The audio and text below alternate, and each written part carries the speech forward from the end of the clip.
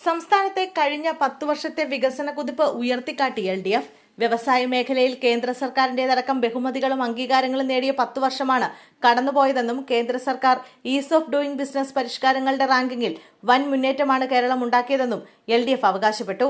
2021 28-ാം സ്ഥാനത്തു നിന്നും 2024 ഒന്നാമതെത്താൻ കേരളത്തിന് കഴിഞ്ഞുവെന്ന് ഇടതുപക്ഷ മുന്നണി അവകാശപ്പെട്ടു. ആഗോള ഇൻവെസ്റ്റ്മെന്റ് സമ്മിറ്റിൽ ലഭിച്ച നിക്ഷേപ വാഗ്ദാനങ്ങളിൽ 54,908 കോടി രൂപയുടെ പദ്ധതികൾ യാഥാർത്ഥ്യമാക്കാൻ കഴിഞ്ഞുവെന്നും LDF അവകാശപ്പെടുന്നു. വ്യവസായത്തിന് ഭൂമി നൽകുന്നതിനുള്ള പാട്ടവ്യവസ്ഥകളിലും പ്രീമിയത്തിലുമെല്ലാം ഉദാര പരിഷ്കാരങ്ങൾ വരുത്തി. ഏകജാലക ക്ലിയറൻസിനായി KSIFT വിപുലീകരിച്ച് എല്ലാ അനുമതികളും ഒറ്റ ഡിജിറ്റൽ പ്ലാറ്റ്ഫോമിലൂടെയാക്കി. സംരംഭക വർഷം പദ്ധതിയുടെ ഭാഗമായി 4 വർഷം കൊണ്ട് 4 ലക്ഷത്തിലധികം സംരംഭങ്ങളും 27,000 കോടിയിലധികം രൂപയുടെ നിക്ഷേപവും കൊണ്ടുവന്നതായും 9 ലക്ഷത്തോളം പേർക്ക് തൊഴിൽ ലഭ്യമാക്കിയതായും LDF അവകാശപ്പെടുന്നു. 5 വർഷം കൊണ്ട് ചെറുകിട വ്യവസായങ്ങളിലൂടെ വരുമാനം കണ്ടെത്താൻ 3,281 കുടുംബങ്ങൾക്കും വീട്ടമ്മമാർക്കും ആനുകൂല്യങ്ങൾ ലഭ്യമാക്കിയെന്നാണ് സർക്കാർ പറയുന്നത്. പാലക്കാട് ഇൻഡസ്ട്രിയിൽ സ്മാർട്ട് സിറ്റി യാഥാർത്ഥ്യമാക്കുന്നതിലും പ്രധാന പങ്കുവഹിച്ചു.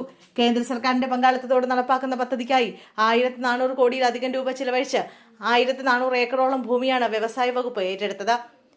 ഇവിടെ ടെൻഡർ നടപടികൾ പൂർത്തിയാക്കി അടിസ്ഥാന സൗകര്യ വികസനം ആരംഭിച്ചു കഴിഞ്ഞതായി LDF ഉയർത്തി കാണിക്കുന്നു.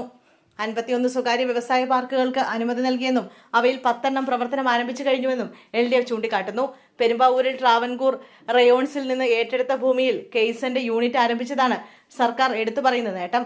കിൻഫ്രയിൽ ഇതുവരെ സൃഷ്ടിച്ച ആകെ നിക്ഷേപത്തിന്റെ 60%, ആകെ തൊഴിലവസരങ്ങളുടെ 60% കഴിഞ്ഞ 10 വർഷ കാലയളവിൽ നേടിയതാണെന്നാണ് സർക്കാരിന്റെ അവകാശവാദം.